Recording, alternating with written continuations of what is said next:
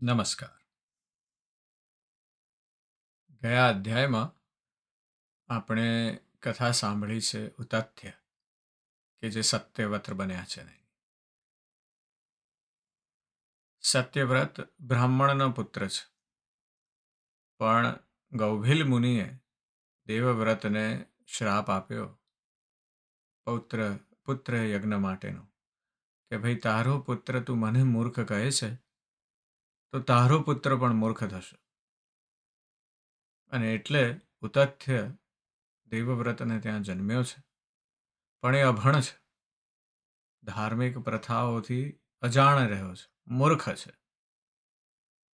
એટલે ઘરેથી ભાગી જાય છે, ભાગ્ય પર શોક કર્યા કરે છે, ગંગાના કિનારે રહે છે. એ તેની વર્તમાનની સ્થિતિ માટે એના ભૂતકાળના કર્મને દોષ આપ્યા કરે છે. પણ જ્ઞાનની અછત છે એના, અને અછત હોવા છતાં પણ એણે એક અદ્ભુત પ્રણ લીધું છે કે હું હંમેશા સત્ય બોલીશ. અને આના લીધે એ સત્યવ્રત તરીકે ઓળખાયો છે. અને એક દિવસ એક શિકારી પેલા ભૂંડને ઘાયલ કર્યું છે, ને ભૂંડ દોડતું દોડતું સત્યવ્રતની કુટિયા છે એની પાસે આવીને પાછળ એક ઝાડી છે એમાં છુપાઈ ગયું છે. અને ભૂંડને પીછો કરતો કરતો પેલો શિકારી એની પાછળ આવે છે. સત્યવ્રતને કહે છે કે મને તો ખબર છે કે તમે સત્ય જ બોલો છો, પેલું ભૂંડ ક્યાં છે હવે કહી દો. એટલે સત્યવ્રત દુવિધામાં મુકાયો છે. જો સત્ય બોલે તો ભૂંડ જોખમમાં મુકાઈ જાય, અને જુઠ્ઠું બોલે તો પ્રતિજ્ઞાનું ઉલ્લંઘન થાય. અને આ જ વખતે સત્યવ્રતે પેલા ભૂંડની વેદના જોતા દેવીના બીજ મંત્ર, નવાક્ષર મંત્રનો ઐનનો ઉચ્ચાર કર્યો.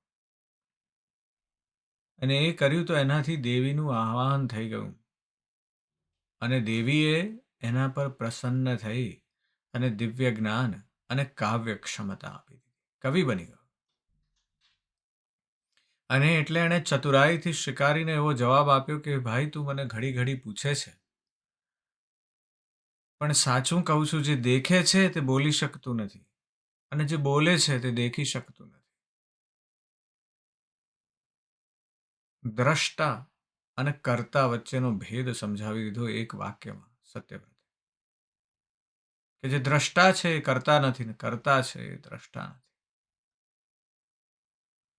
અને એમ કરતા એ કવિ બની ગયા. એની વાત આપણે ગયા અધ્યાયમાં કરી. સત્યવ્રતને એમના પિતાએ, કે જે ત્યજી દીધા હતા એમને આખા સંસારે, એમના પરિવારે, એને સન્માનપૂર્વક પાછો આવકાર્યા છે. અને એટલે આપણે દેવીની પ્રાર્થના, દેવીના મંત્ર વિશેની વાત કરી છે. ગયા અધ્યાયમાં વાત એ છે કે તમે જાણતા કે અજાણતા પણ ઊંડાઈથી અને કોઈનું સારું કરવા માટે દેવીની પ્રાર્થના કરો તો એ ચોક્કસ દેવી કૃપા તમને મળે ને મળે જ. આજના અધ્યાયમાં આપણે એ સત્યવ્રતની કથાને ગુણોની કથા સાથે જોડી દેવી છે. આપણે સત્યવ્રતની કથા સાંભળીએ પહેલા ગુણોનું આખ્યાન સાંભળ્યું. બ્રહ્માજીએ નારદજીને, નારદજીએ વ્યાસજીને, વ્યાસજીએ જન્મેજયને, અને એ કથા દ્વારા સુતજીએ બીજા ઋષિઓને એ વાત જણાવી છે. અને આજના અધ્યાયમાં આપણે વ્યાસજી રાજા જન્મેજયને જે સમજાવે છે કે યજ્ઞ કેવા કરવા અને કેવા પ્રકારના કરવા. કારણ કે ગયા અધ્યાયના અંતમાં આપણે સાંભળ્યું કે વ્યાસજી જણાવે છે જન્મેજયને કે ભાઈ હવે તારે યજ્ઞ કરવાની જરૂર છે. અને આજે એના વિશેનો ખુલાસો કરે છે વ્યાસજી, કે સાત્વિક, રાજસિક અને તામસિક ગુણો સાથેના યજ્ઞ કેવા હોય છે એની વાત કરવી છે. રાજા જન્મેજય પૂછે છે કે હે વ્યાસજી, તે દેવી યજ્ઞની તમે વાત તો કરી મને, પણ એની વિધિ બરાબર રીતે કહો. જેથી તેનું શ્રવણ કરી સાવધાન મનથી યથાશક્તિ તે યજ્ઞનો હે સ્વામી હું આરંભ કરું. રાજા જન્મેજય હવે ગૂંથાયો છે આધ્યાત્મમાં, અને એટલે એને આ બધા સવાલો થયા છે સર્પસત્રની બહાર. અને એટલે કહે છે કે પૂજા વિધિ, મંત્ર, હોમ, દ્રવ્ય વગેરેનું મને વિધાન કહો. તેમાં કેટલા બ્રાહ્મણો જોઈએ? દક્ષિણા કેટલી જોઈએ? રાજા છે, એના મનમાં તો આ જ વિચાર આવવાનો છે યજ્ઞનો. એટલે વ્યાસજી એને કહે છે કે હે રાજન સાંભળો, હું તમને વિધિપૂર્વક દેવી યજ્ઞની રીતિ કહું છું. વિધિકૃષ્ટ કર્મથી એ યજ્ઞ 3 પ્રકારનો તમે જાણો: સાત્વિક, રાજસી અને તામસી. તેમાં મુનિઓને સાત્વિક યજ્ઞ કહ્યો છે અને રાજાઓને રાજસી યજ્ઞ કહ્યો છે, તથા રાક્ષસોનો તામસી યજ્ઞ થાય છે, ને જ્ઞાનીઓનો નિર્ગુણ યજ્ઞ થાય છે. જીવન મુક્તોનો જ્ઞાનમય યજ્ઞ થાય છે. આ યજ્ઞ તને હું વિસ્તારપૂર્વક કહું છું. દેશ, કાળ, દ્રવ્ય, મંત્ર, બ્રાહ્મણ અને સાત્વિકી શ્રદ્ધાથી સાત્વિક યજ્ઞ કહેવાય છે. જ્યારે દ્રવ્ય શુદ્ધિ, ક્રિયા શુદ્ધિ અને મંત્ર શુદ્ધિ બરાબર થાય છે, ત્યારે જ યજ્ઞ પૂર્ણ ફળ આપે છે. અન્યાયથી ઉત્પન્ન કરેલા દ્રવ્ય વડે જે પુણ્યો કરવામાં આવે છે, તેથી આ લોકમાં કીર્તિ નથી ને પરલોકમાં પણ ફળ મળતું નથી. આટલા વાસ્તે ન્યાયથી મેળવેલા દ્રવ્ય દ્વારા સુકૃત્યો કરવા જોઈએ, અને એ જ પરલોકમાં યશ અને સુખના નિમિત્ત સુકૃત્યો કરાય છે. અદ્ભુત વાત કીધી છે વ્યાસજીએ. કહે છે કે સાત્વિક યજ્ઞ પણ તમે કરો, પણ એ ત્યારે જ તમને ફળ આપશે જ્યારે તમે એના અંદર યુક્ત જે વાપરો છો, તમે જે પણ કંઈ વાપરો છો, જે પણ કંઈ દ્રવ્ય, જે પણ કંઈ વાપરો છો, એ બધું જો પુણ્ય વડે ભેગું નહીં કરવામાં આવ્યું, જો સુકૃત્યો દ્વારા ભેગું નહીં કરવામાં આવ્યું, તો તમે ભલે ને ગમે તેટલું વાપરો, પણ એનાથી તમને કોઈ સુખ ને પરલોકમાં પણ યશ મળશે નહીં. એટલે હે રાજન, આપને એ વાત તો સુવિદિત છે કે પાંડવોએ મહાયજ્ઞ કર્યો હતો. જે યજ્ઞ શ્રેષ્ઠ રાજસુ યજ્ઞમાં પાંડવોએ મહાદક્ષિણાઓ આપી હતી, જ્યાં સાક્ષાત હરિ ને કૃષ્ણ એવા મહામનસ્વી યાદવેન્દ્રો હતા. ભારદ્વાજ આદિ પૂર્ણ વિદ્યાવાળા બ્રાહ્મણો હતા. આમ છતાં પણ એ યજ્ઞની પૂર્ણાહુતિ કરી પાંડવોએ 1 મહિનામાં મહાકષ્ટતમ દારૂણ વનવાસ કર્યો હતો. વનવાસમાં દ્રૌપદીના વસ્ત્રહરણ રૂપ તથા દ્રુતમાં પરાજય રૂપ દારૂણ સંકટો તેમના માથે પડ્યા હતા. તો પાંડવોને યજ્ઞનું ફળ ક્યાં ચાલ્યું ગયું?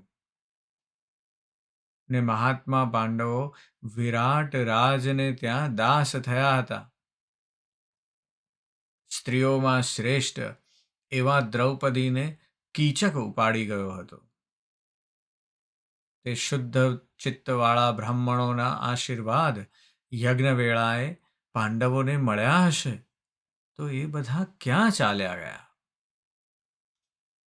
વળી આવા સંકટોમાં પાંડવોને વાસુદેવની ભક્તિથી પણ સહાયતા ન મળી.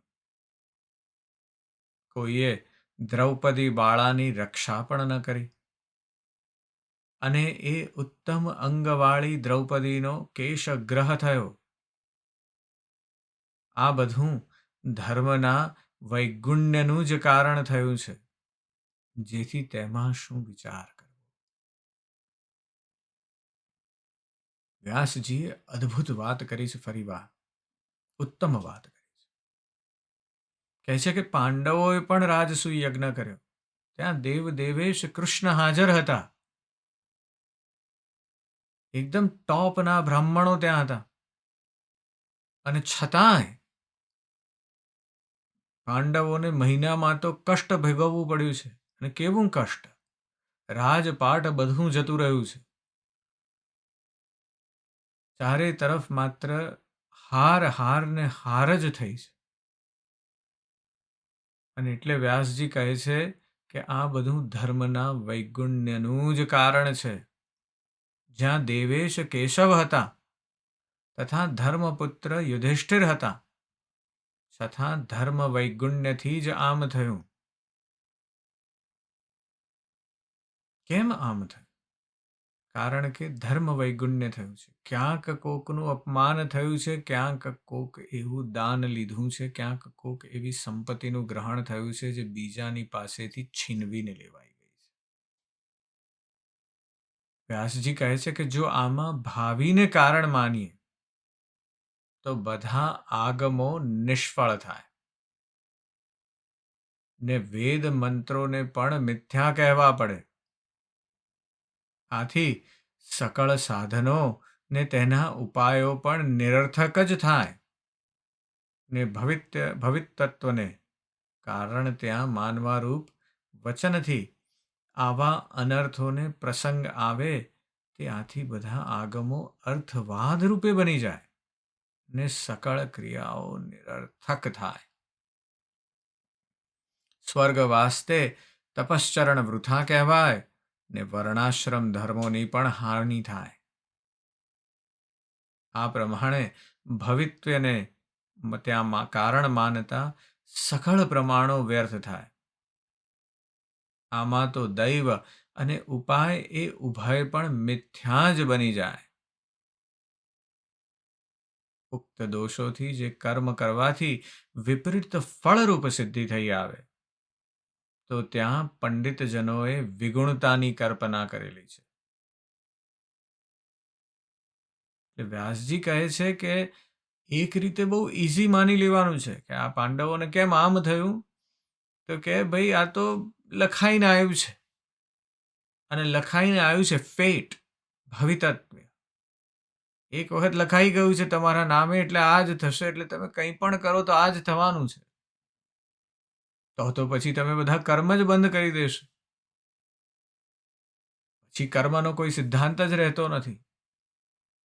કારણ કે એક વખત જો તમે માની લીધું કે અનર્થ જે થવાનું છે કે જે સારું થવાનું છે કે અનર્થ થવાનું છે એ માત્ર તમારા ઉપર લખાઈને આવ્યું છે. અને જો એવું થાય તો પછી કોઈ આપણા જે વર્ણાશ્રમ જે છે એ કંઈ ટકે નહીં. કારણ કે કોઈ ગૃહસ્થ કાર્ય નહીં કરે. બ્રહ્મચર્યાશ્રમમાં બ્રહ્મચર્ય પાલન નહીં થાય. ચારે તરફ હાનિ જ થશે ધર્મની. બધું મિથ્યા બની જાય. કારણ કે કોઈ સમાજ જ ન ટકી શકે. જો તમે એવું વિચારી લો કે આ તો ગમે તે તમે કરો પણ ઉપરથી લખાઈને જ આવ્યું છે, તો પછી કોઈ ફળ પ્રાપ્તિની ઈચ્છા જ ન કરે. આપણે બેસી જ કેમ ના રહીએ? કર્મ કરવાની જરૂર જ ક્યાં છે? મારું તો લખાઈને આવ્યું છે કે આટલું જ થવાનું છે, તો કર્મ કરવાનો કોઈ અર્થ જ નથી. ના આ તમે જે મારે જે કહેવું છે સાંભળવાનો અર્થ છે, ના તમારે જે સાંભળવું છે એનો કોઈ અર્થ છે. જે અદ્ભુત વાત કરી છે એટલે એ કહે છે કે જ્યારે પણ આવા કર્મ કરવાથી વિપરીત ફળ આવે ત્યારે પંડિતજનો જે છે એને વિગુણતાની કલ્પના કરી. કર્મકાંડી પંડિતોએ કર્મના અનેક પ્રકારો કહ્યા છે અને તેમાં તે કર્મોના કર્તાના ભેદથી, મંત્રના ભેદથી ને દ્રવ્યના ભેદથી 3 પ્રકાર મુખ્યતાએ પાડવામાં આવ્યા છે. જેમ પૂર્વે ઇન્દ્રએ વિશ્વરૂપને ગુરુ કર્યા ને તે ગુરુએ માતાના નિમિત્ત વિપરીત પક્ષનો સમાશ્રમ કરી ને વિપરીત કર્મ કર્યું. પ્રત્યક્ષમાં દેવતા ને પરોક્ષમાં દૈત્યોના નિમિત્તે વારંવાર સ્વસ્તિ વાક્ય તેઓએ કહ્યા અને માતૃપક્ષવાળા અસુરોની પણ રક્ષા કરી. પછી દૈત્યોને પુષ્ટ દેખીને ઇન્દ્રએ ક્રોધ કર્યો અને વજ્રથી સત્વર વિશ્વરૂપના 3 મસ્તકો કાપી નાખ્યા. અહીં પણ અવશ્ય કર્તાના ભેદથી ક્રિયામાં વૈગુણ્યતા પ્રાપ્ત નહીં થઈ. તો પાંચાલ રાજાએ દ્રૌપદે રોષથી પણ ક્રિયા કરી હતી, તો પણ યથાર્થ થવાથી તેમને ઈચ્છેલો દ્રોણ વિનાશક એવો પુત્ર દૃષ્ટધુમ્ન ઉત્પન્ન થયો અને ઉપરાંત વેદીના મધ્યમાંથી અધિક ફળરૂપે દ્રૌપદી પ્રકટ થયા. વળી જે વેળા દશરથ રાજાએ પુત્રેષ્ઠી યજ્ઞ કર્યો ત્યારે તેમને એકની ઈચ્છા છતાં 4 પુત્રો ઉત્પન્ન થયા હતા. અને એટલે વ્યાસજી કહે છે કે યુક્તિથી કરવામાં આવેલી સર્વ ક્રિયાઓ સિદ્ધ થાય જ છે. અયુક્તિથી સઘળી ક્રિયાઓ વિપરીત થાય છે. જેમ પાંડવોને યજ્ઞથી કિંચિત વૈગુણ્યના રોગથી વિપરીત ફળ પ્રાપ્ત થયું અને તેઓ જુગારમાં જીતાઈ ગયા. સત્યવાદી ધર્મપુત્ર યુધિષ્ઠિર, દ્રૌપદી અને બીજા પણ ભાઈઓ ઉત્તમ હતા, છતાં તેઓને તો કુદ્રવ્યના યોગથી જ તે યજ્ઞમાં વિગુણતા પ્રાપ્ત થઈ. કાં તો અભિમાનને કારણે તેઓમાં દૂષણ ઉપસ્થિત થયું. વ્યાસજી એક બહુ સુંદર વાત કરે છે. પાંડવોને થયું શું છે? તો એક કે જાતના જ્યારે વિજય પામી ગયા છે, જ્યારે ધૃતરાષ્ટ્રએ ઇન્દ્રપ્રસ્થની સાથે એમને કીધું કે તમને આપી લેન્ડ, અને ત્યાં એમણે બધું બનાવવાનું ચાલુ કર્યું. વિશ્વકર્માએ મહેલ બનાવી દીધો અને એટલે હવે અંદર વિજયની ભાવના આવી છે, ગર્વ આવ્યો છે, મોહ આવ્યો છે. અને આ તરફ આટલો સુંદર મહેલ જોયો છે, આટલી સુંદર પ્રજા પણ એમની સાથે રહેવા આવી ગઈ છે, એટલે અભિમાન થયું છે. પણ કુદ્રવ્ય આવ્યું છે એ મહેલ બનાવવામાં ક્યાંક, અને અભિમાન આવ્યું છે કે અમે આમ છીએ અને અમે તેમ છીએ, અને એટલે વૈગુણ્ય એટલે કે યજ્ઞમાં દૂષણ ઉપસ્થિત. વ્યાસજી કહે છે કે મહારાજ, સાત્વિક યજ્ઞ તો મહાદુર્લભ છે, ને તે મહાયજ્ઞ તો મહામુનિઓ નિત્ય પ્રતિ જે હોય એ વૈખાનસ જ કરી શકે છે. એ વૈખાનસ મુનિઓ નિત્ય પ્રતિ સાત્વિક ભોજન કરે છે. ઋષિઓને યોગ્ય એવું સુસંસ્કારવાળું ઉત્તમ વન, ધાન અને ન્યાયથી ઉપાર્જિત કરે છે. પુરોડાશમાં નિત્યપરાયણ એવા પશુબંધનના યુપરહિત મંત્રોપૂર્વક શ્રદ્ધાના યજ્ઞને મહાસાત્વિક યજ્ઞ કહે છે. સાત્વિક યજ્ઞ જે છે એ ખૂબ સામાન્ય છે, ખૂબ સાદો છે, પણ સંસ્કારમાં એ ઉત્તમ છે. કારણ કે એવી જ વ્યક્તિ એ કરી શકે જે નિત્ય સાત્વિક ભોજન કરે છે, ધર્મ પ્રમાણે રહે છે સતત. અઘરું ખૂબ છે, ત્યારે જ સાત્વિક યજ્ઞ બની શકે. એવી જ રીતે આ તરફ વ્યાસજી બીજી વાત કરે છે કે જે રજોગુણી યજ્ઞ છે એમાં અનેક દ્રવ્યો જોઈએ છે. યુપ રચવામાં આવે છે, ને તે ક્ષત્રિયો ને વૈશ્યોનો અભિમાની રાજસી યજ્ઞ કહેવાય છે. ક્રોધ તથા મદને વધારનારા દાનવોના તામસી યજ્ઞો કહેવાય છે. ક્રોધ અને અધર્મવાળા યજ્ઞોને મહાત્માઓ તામસી યજ્ઞ કહે છે. મોક્ષની ઈચ્છાવાળા વિરક્ત મહાત્માઓ એ બધા જે છે તેઓને તો સકળ સાધનવાળા માનસિક યજ્ઞો કહે છે. બીજા સઘળા યજ્ઞોમાં કંઈક ન્યૂનતા રહી જાય છે, પણ આ માનસિક યજ્ઞ છે ને એ સૌથી ઉત્તમ યજ્ઞ છે. દ્રવ્ય, શ્રદ્ધા, ક્રિયા ને બ્રાહ્મણો દ્વારા દેશકાળ પૃથક દ્રવ્ય સકળ સાધનોથી બીજા યજ્ઞો કદાચ અપૂર્ણ રહે છે, પણ સદા માનસી યજ્ઞ પૂર્ણ હોય છે. કારણ કે માનસ યજ્ઞ છે, સંપૂર્ણતાની ચોટી પર છે. અને વ્યાસજી એના વિશે કહે છે કે એના માટે માનસી યજ્ઞ કરવો હોય તો પ્રથમ તો ગુણરહિત મનનું શોધન કરવું જોઈએ. જે મનની શુદ્ધિથી અવશ્ય દેહની પણ શુદ્ધિ થઈ જાય છે. એટલે સર્વપ્રથમ તો મન પર કાબુ લાવવો પડે. આપણને એમ થાય હા તો હવે હું પણ માનસી યજ્ઞ જ કરું, કારણ કે એ સૌથી ઉત્તમ યજ્ઞ છે. કારણ કે રાજસી તામસી કે સત્વગુણી જે પણ યજ્ઞ છે, સાત્વિક યજ્ઞ, એમાં ક્યાંક તો ત્રુટિ રહી જ જવાની છે. એટલે સંપૂર્ણ પરિણામ તો મળવાનું જ નથી, પણ માનસી યજ્ઞમાં ચોક્કસ મળશે. એટલે આપણને થાય કે ચલો માનસી યજ્ઞ કરીએ. પણ વ્યાસજી એની પહેલી કન્ડિશન જ એવી આપી છે કે મનનું શોધન કરવું પડશે, મનને કાબૂમાં લેવું પડશે.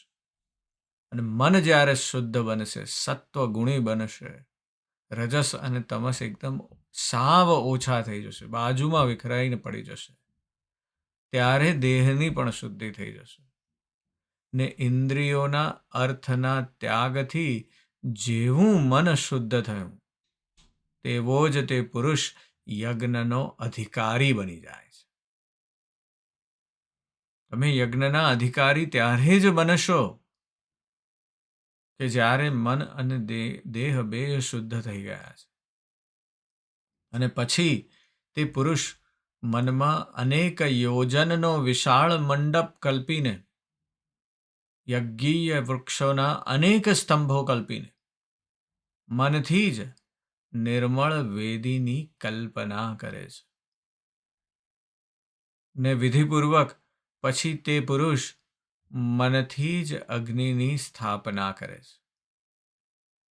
આ પ્રકારે પછી તે બ્રાહ્મણોને પસંદ કરી બ્રહ્મા, અર્ધવ્ય, હોતા, પ્રસ્તોતા ઇત્યાદિની વિધિપૂર્વક કલ્પના કરે. અને હે મુનિઓ, આ પ્રમાણે ઉદ્ગતા, પ્રતિહર્તા ને સભ્યોની મનમાં કલ્પના કરે, ને પછી તે તમામની મનથી જ પૂજા કરે. પ્રાણ સમાન, વ્યાન સમાન એ પાંચે અગ્નિઓનું વેદીમાં સ્થાપન કરે. ને પ્રાણને ગાહ્યપત્ય, અપાનને આહવનીય, વ્યાનને દક્ષિણાગ્નિ, સમાનને આવ્યસત્યક, ઉદાનને સભ્યાગ્નિ, એમ આ પાંચ પાવકો પરમ ઉત્તમ છે તેને વિધિપૂર્વક કલ્પે.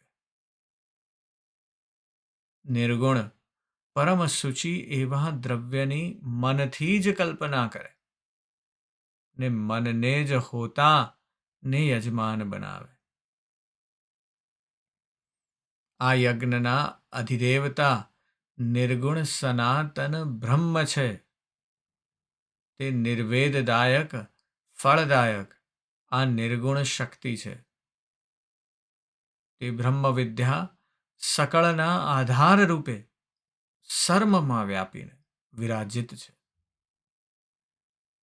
તેને ઉદ્દેશીને પ્રાણાગ્નિમાં હવન કરે ને પછી ચિત્ત અને પ્રાણોને નિરાલંબ કરીને સુષુમ્નાના માર્ગ દ્વારા તે પ્રાણોનો ભગવતી પદવાચ્ય બ્રહ્મમાં લય કરે.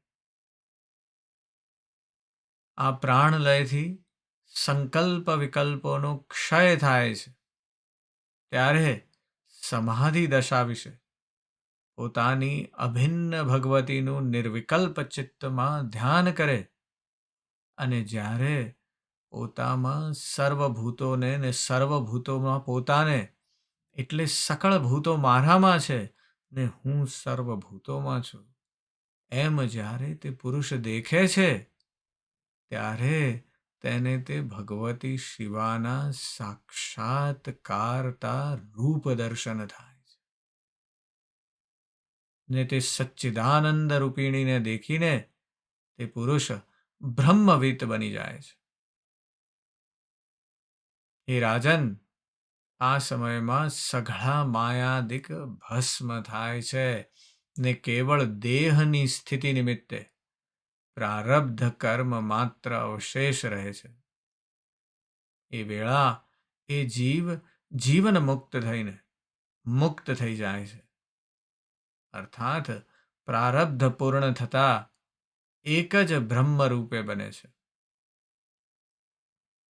હે રાજન, જે જગદંબાનું ભજન કરે છે તે કૃતકૃત્ય થાય છે અને આટલા વાસ્તે સકાળ પ્રકારના પ્રયત્નોથી ભુવનેશ્વરીનું ધ્યાન કરવું ને ગુરુવાક્યના અનુસારે તેનું શ્રવણ તથા ધ્યાન કરવા.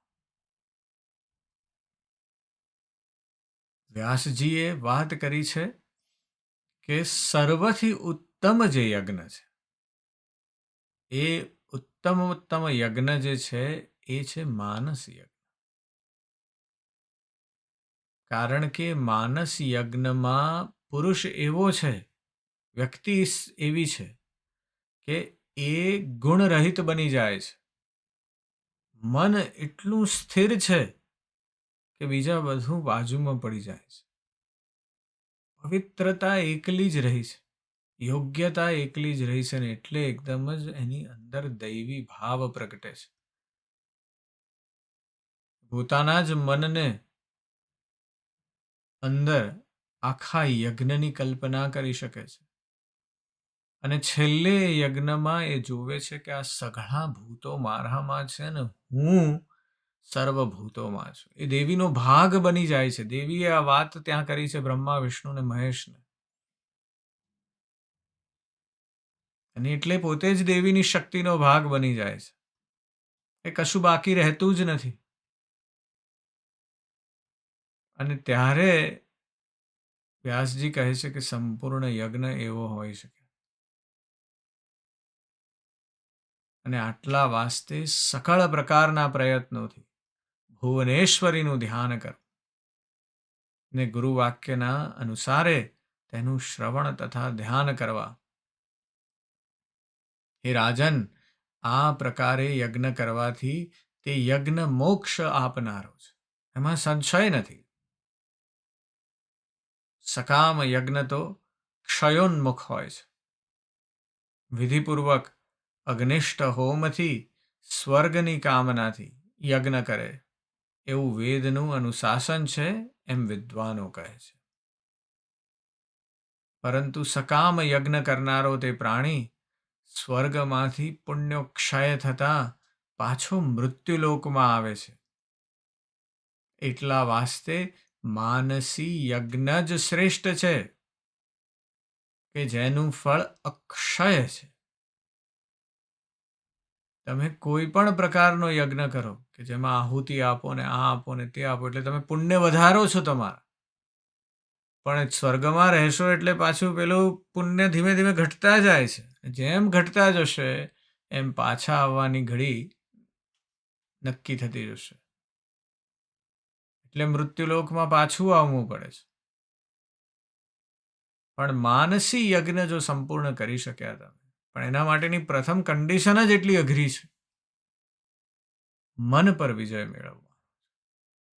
જ્યારે મન પર વિજય મળવી જાય ત્યારે એ એવો યજ્ઞ છે કે જેનું ફળ અક્ષય છે. તમે દેવીમાં જ વિલોપ થઈ ગયા. પાછા આવવાની વાત જ નથી. મોક્ષ થઈ ગયો.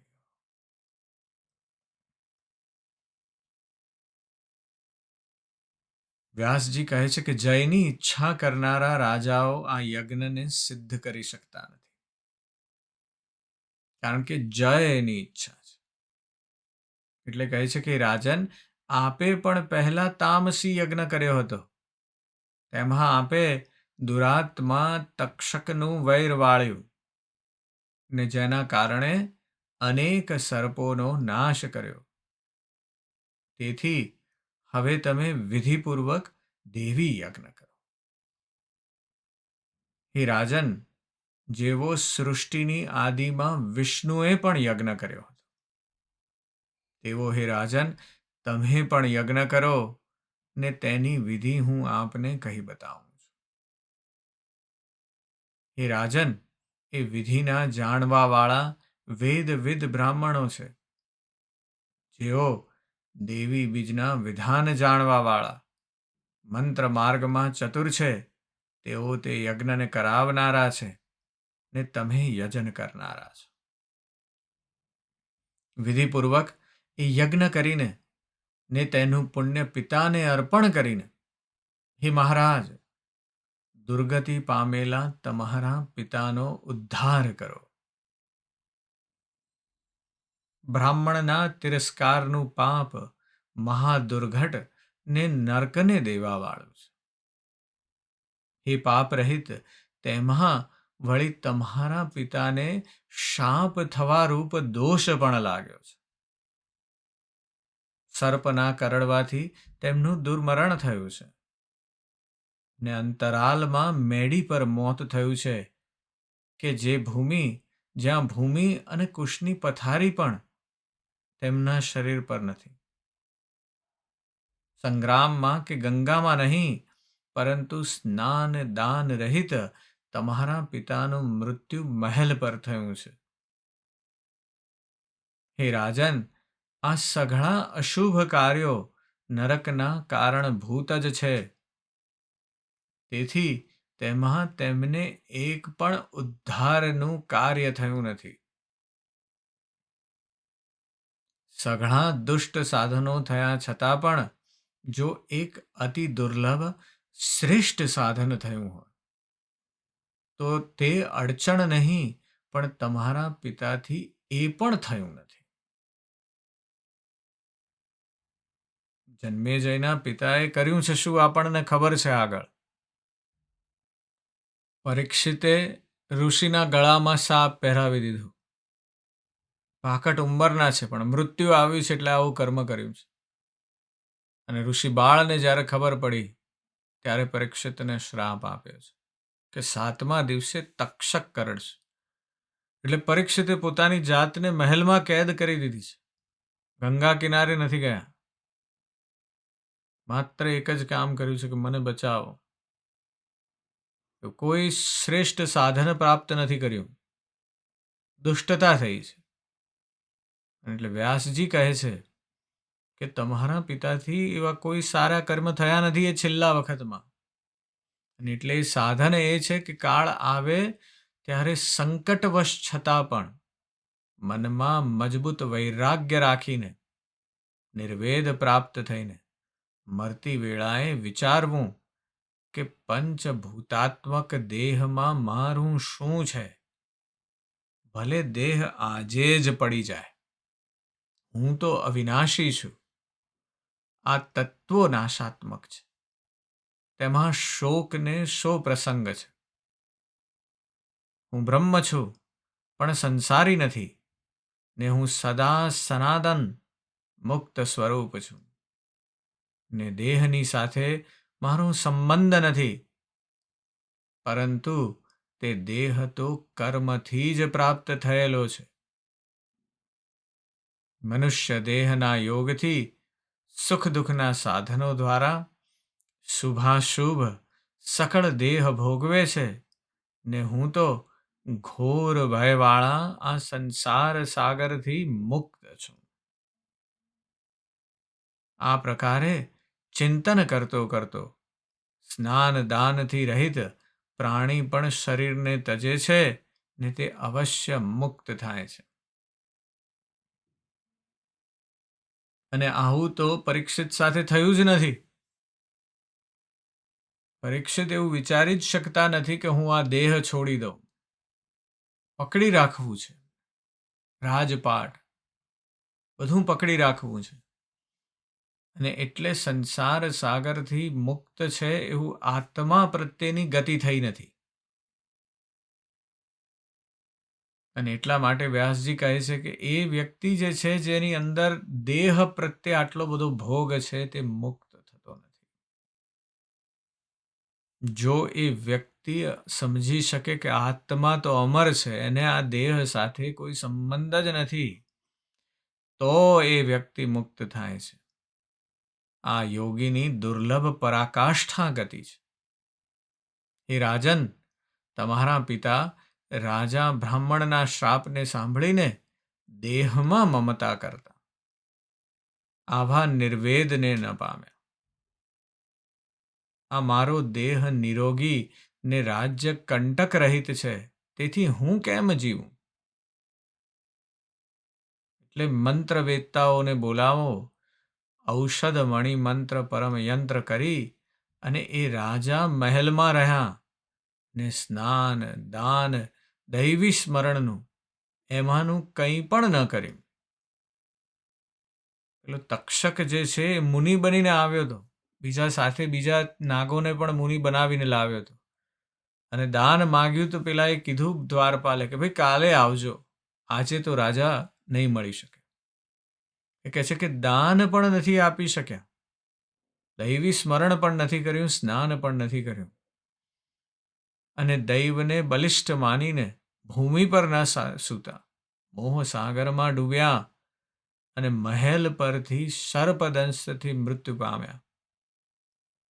ને કલીના યોગથી તપસ્વીના અપમાનરૂપ પાપ તેઓએ કર્યું અને આવા આ ચરણોથી અવશ્ય નરક જ પ્રાપ્ત થાય છે. વાસ્તે હે રાજન, પાપથી તું પિતાનો હવે ઉદ્ધાર કર. અને સુતજી કહે છે કે આ પ્રકારે અમિત તેજસ્વી વ્યાસજીના વચન સાંભળી જન્મેજય નેત્રોથી કંઠ સુધી જળ ભરી મહાદુઃખ પામ્યો. જો મારા પિતાની સુગતિ ન હોય તો મારા જીવનને ધિક્કાર છે, જેથી એ કાર્ય કરું કે જેથી પિતા સ્વર્ગમાં જાય. આજે એની આધ્યાત્મની ગતિ હવે થોડી વધારે થઈ છે જન્મેજયની. જન્મેજય 12 વર્ષનો બાળક હતો ત્યારે એને રાજા બનાવી દીધો છે. અને ત્યારબાદ મુનિએ આવીને કીધું કે ભાઈ તારા પિતાનો જે તક્ષક નાગે મૃત્યુ કરાવ્યું છે કરડીને, એ તક્ષક નાગનો બદલો લે તું. અને એટલે એણે સર્પ સત્રનું આયોજન કર્યું હતું. અને ત્યાં મુનિએ આવીને એને રોક્યો છે. અને ત્યારબાદ એણે વ્યાસજી સાથે આ આધ્યાત્મની ગતિ તરફ આગળ વધવાનો પ્રયત્ન કર્યો છે. અને આજે આપણે એ કડીને પાછી જોડી રહ્યા છીએ. હવે જન્મેજયને ખ્યાલ આવ્યો છે કે એના પિતા વિશેની એની પાસે કોઈ માહિતી જ નથી. એને ખ્યાલ જ નથી કે શું થયું છે. એક તો નાનકડું બાળ હતો જ્યારે એના પિતાનું મૃત્યુ થયું. અને હવે જ્યારે એને આ ખબર પડી છે ત્યારે વિચારે છે કે મારા જીવનને ધિક્કાર છે અને મારે એવું કાર્ય કરવું જોઈએ કે જેથી મારા પિતા સ્વર્ગમાં જાય. એટલે આજના અધ્યાયમાં જે વાત છે એ યજ્ઞ બલિદાનની વાત છે. એની જટિલતાની વાત છે અને એના વિવિધ સ્વરૂપોની વાત છે.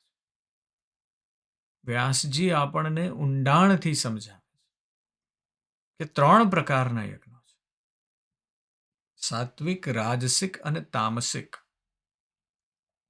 અને સાત્વિક યજ્ઞ જે છે એ શુદ્ધતા, વૈદિક મંત્રો અને ન્યાયી ઈરાદાઓથી કરવામાં આવે. અને જનરલી સામાન્યતઃ એ ઋષિઓ કરે અને પવિત્ર સ્થળોએ ઋષિઓ દ્વારા થતો યજ્ઞ છે.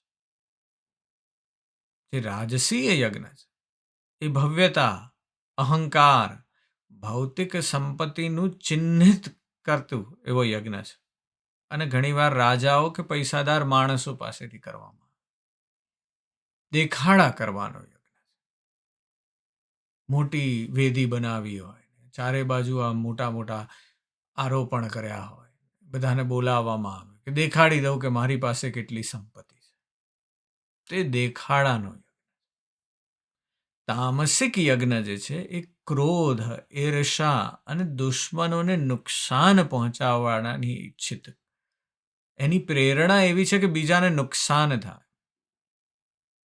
અને એટલે દુર્ભાવનાપૂર્ણ જે વ્યક્તિ હોય ને, જે પ્રાણીતમ છે, એ પ્રાણી તરીકેનો વ્યક્તિ છે, મનુષ્ય નથી, એવા વ્યક્તિઓ અસુરો દ્વારા કરવામાં આવે. પણ માનસ યજ્ઞ છે એ સર્વોચ્ચ છે. એ સર્વોચ્ચ એટલા માટે છે કે મુક્ત આત્માઓ દ્વારામાં કરવામાં આવે છે. એ સાંસારિક ઈચ્છાઓથી મુક્ત થઈને મોક્ષ પ્રાપ્તિના લક્ષ્ય માટે કરવામાં આવે છે. એ જુદો જ યજ્ઞ છે. એમાં કોઈ વિધિની, કોઈ ક્રિયાની, કશાયની જરૂર નથી. માનસ સર્વપ્રથમ મન પર કંટ્રોલ મેળવવાની વાત છે. અને એના માટે વ્યાસજી બહુ અદ્ભુત વાત કરે છે જન્મેજયને કે ભાઈ તારા જ વંશજો હતા પાંડવો અને મહાન યજ્ઞ કર્યો, સૌથી મોટો રાજસૂય યજ્ઞ કર્યો છે અત્યાર સુધી, પણ સાફ થઈ ગયા. એટલે જ્યારે યજ્ઞમાં આત્મ સાક્ષાત્કાર અને સંસારિકતાની જે આસક્તિઓ છે તેમાંથી મુક્તિનો ભાવ ન હોય ત્યાં સુધી દેવી મળવાની શક્યતા નથી. વ્યાસજી કહે છે કે મોક્ષનો અંતિમ સ્ત્રોત્ર જે છે તે દેવી છે. એટલે ભક્તિની અસરકારકતા પર ભાર મૂક્યો છે વ્યાસજી. અને જ્યારે પણ કોઈ પણ આપણા યજ્ઞમાં કંઈ પણ નાનકડી પણ એવી વૃત્તિ આવી જાય કે જેનાથી આપણને એમ થાય કે કંઈક ખોટી દ્રવ્ય આવી ગયું, તો આપણને ઈચ્છિત પરિણામો પ્રાપ્ત થવાના નથી. એટલે જ્યારે પણ અહંકાર આવી જાય કે જુઓ મેં યજ્ઞ કરી નાખ્યો, અથવા અધર્મની વિચાર આવી જાય અને એવી ક્રિયાઓનો થાય એટલે વિપરીત પરિણામો આવવાના જ છે. હા, આપણે જરૂરથી વિચારવાનું છે કે આપણે શરૂઆત કરી છે કે જો આધ્યાત્મ તરફ આગળ વધવું હશે તો પહેલા ગુણો તરફ ધ્યાન આપવું પડશે. સાત્વિક ગુણને પ્રાધાન્યતા આપતા જવું પડશે. પણ સાત્વિક ગુણને પ્રાધાન્યતા આપ્યા પછી પણ આપણા જે કર્મ છે એની તરફ સતત ધ્યાન આપવાનું છે. કે આપણા કર્મ કોઈ એવા પ્રકારના નથી ને કે ભલે આપણે સાત્વિકતાની વાત કરતા હોઈએ પણ એની સાથે આપણા કર્મો રાજસી અને તામસી જ હોય. તે જોવાનું ખૂબ જરૂરી છે. અને એ જ રીતે જે પણ આપણે કોઈ યજ્ઞ કાર્ય કરીએ ત્યારે મોક્ષની ઈચ્છાનું કાર્ય કરવાનું છે. જ્યારે પણ ભોગની વાત કરીશું એટલે એ નીચે તરફ આવતો જશે યજ્ઞ. અને જો એમાં આપણે બીજાની નિંદા કે બીજાને કશું હાનિ કરવાની વાત કરીશું, તામસી પ્રકારનો યજ્ઞ કરીશું, તો ચોક્કસપણે આપણે નિમ્ન પ્રકારના પરિણામો ભોગવીશું. આ વિશે જરૂરથી ચિંતન ને મનન કરજો. આજે બસ આટલું જ. હું તમારી અંદર બેઠેલા તે પરમ તત્વને પ્રણામ કરું છું. નમસ્કાર.